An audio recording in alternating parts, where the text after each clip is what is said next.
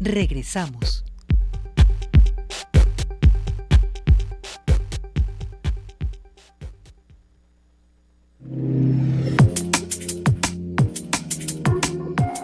Seguimos en Cosa Pública 2.0. Muchas gracias por permanecer en sintonía con nosotros. Vamos a la línea telefónica para agradecer y saludar al doctor Víctor Manuel González Romero, que nos tome esta llamada. El exrector de la Universidad de Guadalajara, profesor investigador de esta casa de estudios, se ha dedicado durante ya más de 2 años a un análisis sistemático de las cifras oficiales, de los datos que proporciona el gobierno del estado sobre el tema de desaparecidos, y en razón de que la semana pasada, el pasado 16 de febrero, se publicó el Registro Estatal de Personas Desaparecidas, que estaba pendiente por dar a conocer desde junio de 2021. Bueno, el doctor Víctor Manuel González Romero hizo una revisión y publicó en sus redes sociales un análisis preliminar, y queremos justamente conversar con él para que nos comparta su lectura. Doctor, ¿cómo está? Muy buenas tardes. Muy buenas tardes, Rubén, Jesús. ¿Cómo están? Muy bien, muchísimas gracias por atender esta llamada. Pues tenemos interés que nos comparta estos comentarios, este análisis, esta lectura que ha publicado el Registro Estatal de Personas Desaparecidas de Jalisco, y bueno, pues los hallazgos principales que usted encuentra en este registro, doctor. Sí, cómo no. Mira, lo primero que habrá que reconocer es que ya tenemos un registro. Aunque se haya tardado casi 3 años en lugar de 3 meses, como lo estipulaba la ley, bueno, lo bueno es que tenemos ya un registro, el cual se puede descargar una base de datos, pues son datos abiertos, y ya podemos hacer mucho mayor análisis que lo que teníamos previamente con el sistema conocido como SISOBIT, que eran solamente datos agregados estadísticos. Entonces, habrá que reconocer que ya tenemos eso. Además, se pueden consultar cédulas publicadas por la Comisión Estatal de Búsqueda. Antes, pues no esta posibilidad, y si bien no quiere decir que se puedan consultar todos aquellos datos sobre personas desaparecidas, solamente sobre aquellas que se publicó una cédula por la Comisión Estatal de Búsqueda, porque hay muchos casos en donde no se publican por diferentes razones. Además, el sitio tiene gráficos que son fáciles de entender, y tiene también en las cédulas código QR, lo cual pues les ayuda a que se tenga más confianza en que los datos son reales, son verídicos, ¿no? Y yo creo que lo más importante aquí es que al tener ya datos abiertos, da la posibilidad de que se vayan depurando estos datos, sobre todo con ayuda de los colectivos y de las propias familias. O sea, si algún dato no está, como ya lo han observado varios de los colectivos, que hay datos faltantes, pues el gobierno, si hay voluntad, pues lo puede ir mejorando continuamente. Entonces creo yo que estas son las partes positivas que tiene este registro. Estas Por el partes, lado... sí. Sí, perdón. No, adelante, doctor. Entonces, encuentra estas, digamos, estatal, como apuntada virtudes, pero también encontró defectos. Sí, como cosas que le faltan o que nos hubiera gustado que tuvieran. Primero, el registro no está en vivo. O sea, los datos Exacto. los publican, los dan a conocer mensualmente. Cuando la ley establece que deben de ser datos que estén en vivo, o sea, que en cuanto se reporte una persona ya se encuentre en este registro. Entonces, no está así. Los datos están incompletos, como ya se ha mencionado. Falta colonia, falta que haya edad año por año, no por rango.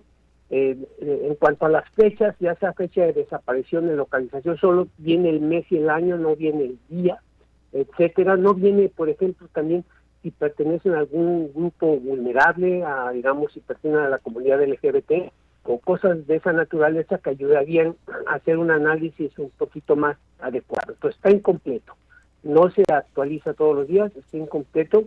Si lo compara uno con el Registro Nacional, pues sí es muy limitado, es más sólido, es más, aporta más el Registro Nacional, que aquí llama la atención que pues el gobierno se tardó mucho tiempo, estuvo diciendo que estaba mal el Registro Nacional, y pues la herramienta que da el gobierno estatal, que nos da ahora a conocer, pues es mucho más deficiente que la herramienta a nivel nacional, ¿sí?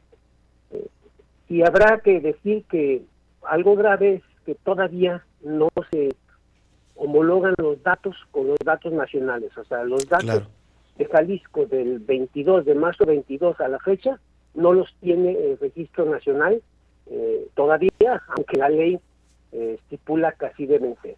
Entonces es difícil comparar datos para los años 22 y 23.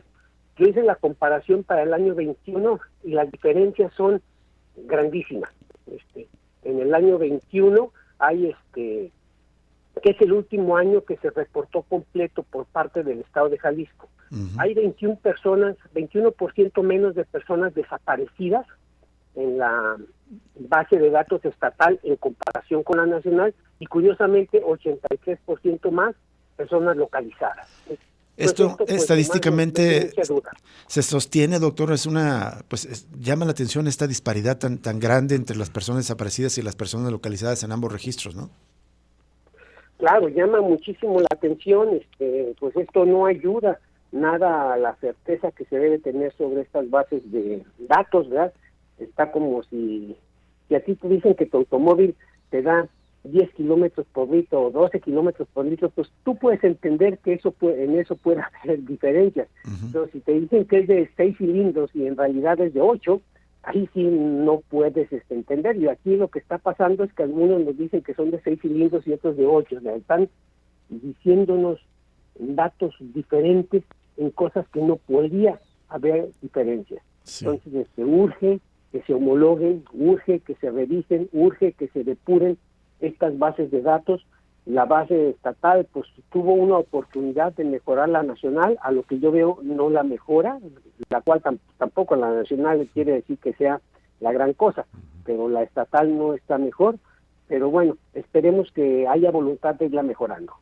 ¿Y cuál sería como uno de los principales defectos, justamente que no se actualiza en tiempo real como establece la ley, doctor? Sí, yo diría que cumplen lo que dice la ley, actualizarlo en tiempo real, que se homologue con la base de datos nacional, sí. Que se homologue también con las categorías que establece la propia ley, que no pongan categorías que no existen, como la de cierre, que existe una categoría de cierre, hay persona localizada, persona no localizada y cierre, que en ciertos casos la utilicen. Pues simplemente se utilicen lo que la propia ley mandata, ¿sí? Así es. ¿Qué tal, doctor Víctor Manuel? Le saluda Jesús Estrada, gusto saludarle. Quería hacerle algunas preguntas. Bueno, también leí en su cuenta de Twitter que a partir del registro estatal prácticamente hay desaparecidos en todos los municipios de Jalisco, que viene una gran numeral y hay casos que me llaman muchísimo la atención. A Totonilco, el Alto, 211 desaparecidos. Entonces, de manera que el registro confirma que está cubierta lamentablemente todo el territorio estatal con desaparecidos. Así es, lamentablemente al buscar cuántos desaparecidos hay por municipio, encontramos que en todos y cada uno de los municipios de Jalisco ha habido desaparecidos de acuerdo a esta base de datos. O sea, ha habido desaparecidos y están en la base de datos.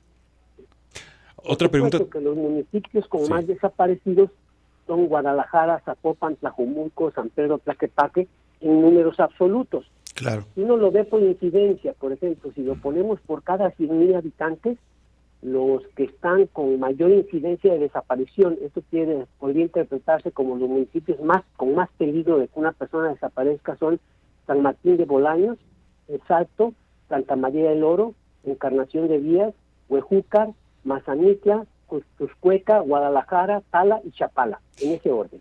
Justo coincide también con los puntos de mayor conflicto, ¿no? Por ejemplo, Santa María del Oro, Encarnación de Díaz, entre otros puntos del estado donde hemos visto hechos violentos, casi de guerra últimamente. Así es.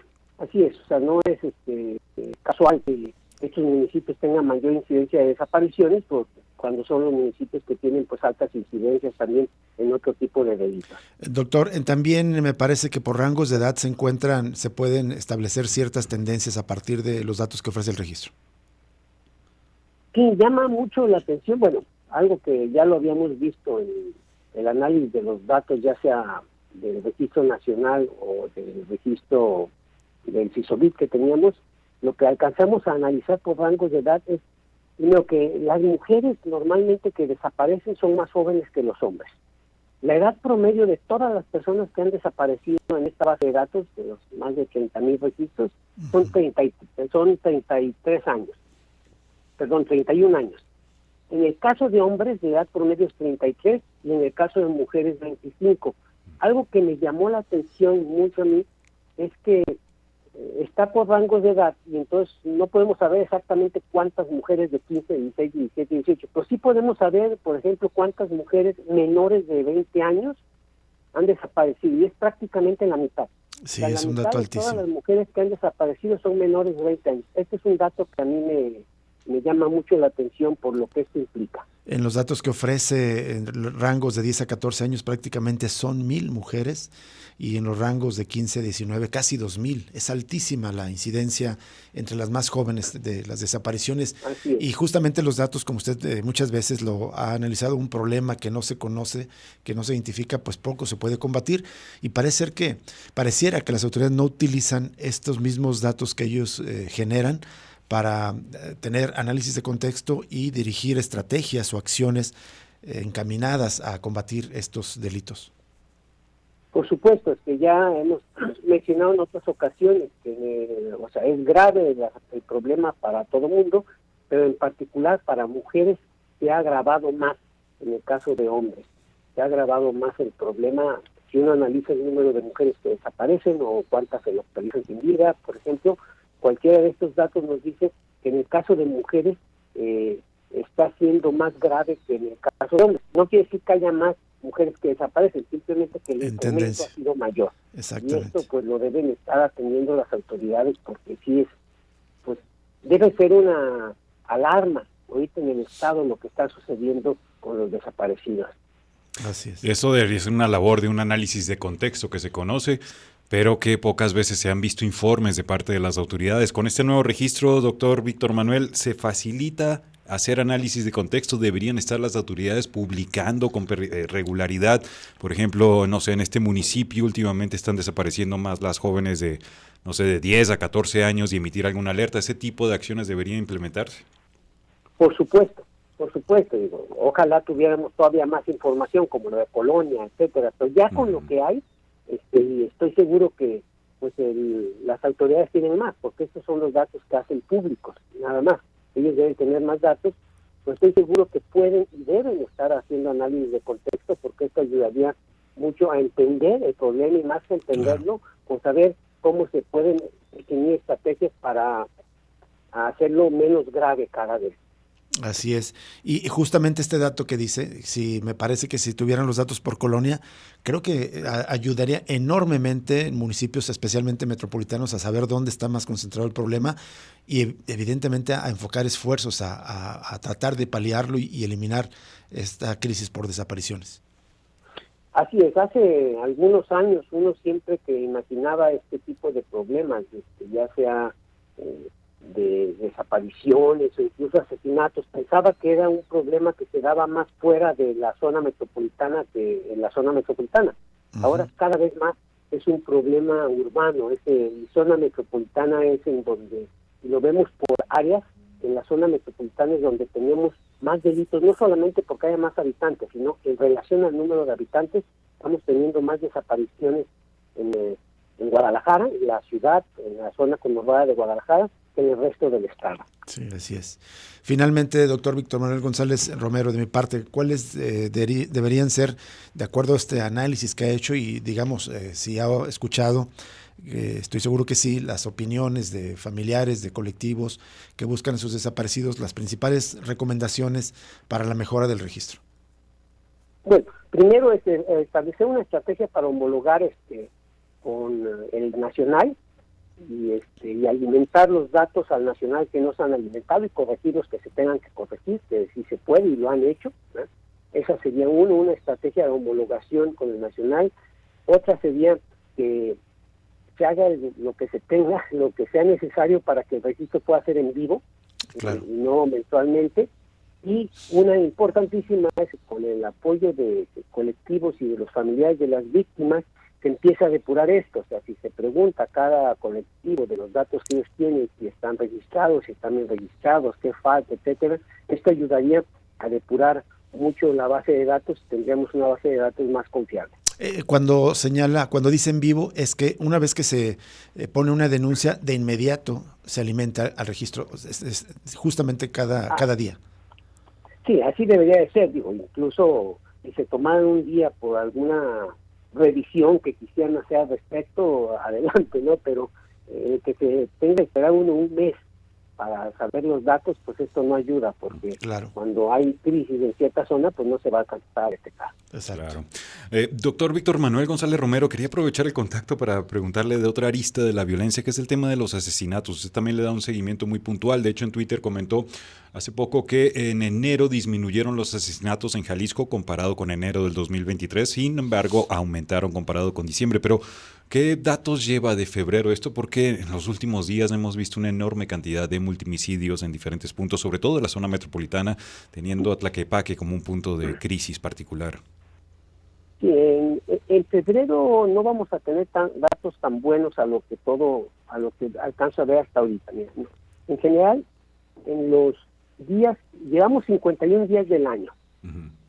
En estos 51 días del año se han reportado 234 asesinatos en Jalisco por seguridad pública federal, que lo hace pues todas las mañanas antes de la mañanera. Son los datos que revisa el presidente con el gabinete de seguridad. Entonces, se han reportado 234 asesinatos en Jalisco en lo que va del año.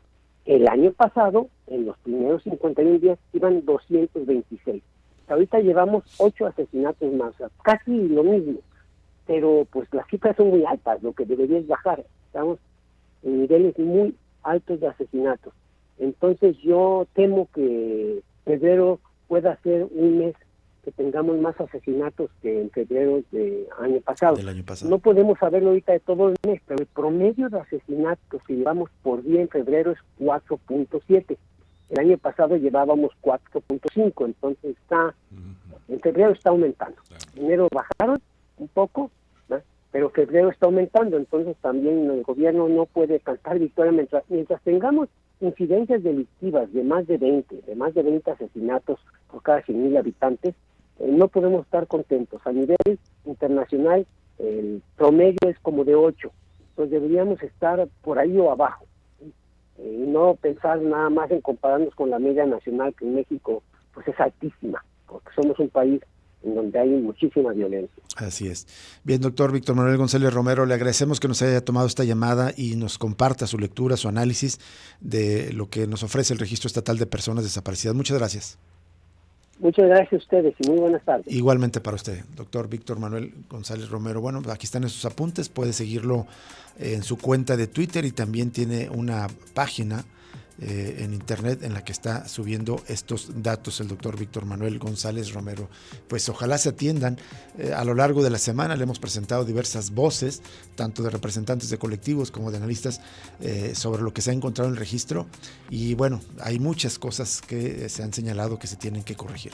Y sobre todo el análisis de contexto, Rubén, para la prevención. Esos casos, por ejemplo, jóvenes menores de edad en X colonia, en X municipio, en los últimos 3 meses han crecido muchos. Bueno, actuar para prevenir y poner un alto. Sería esto, ¿no? un punto muy importante si se ofreciera justamente la geolocalización, es decir, la referencia concreta, no solo el municipio, sino la colonia, para conocer dónde están ocurriendo más este tipo de delitos, la crisis por desaparición de personas. Vamos a una pausa y regresamos con más información en Cosa Pública 2.0.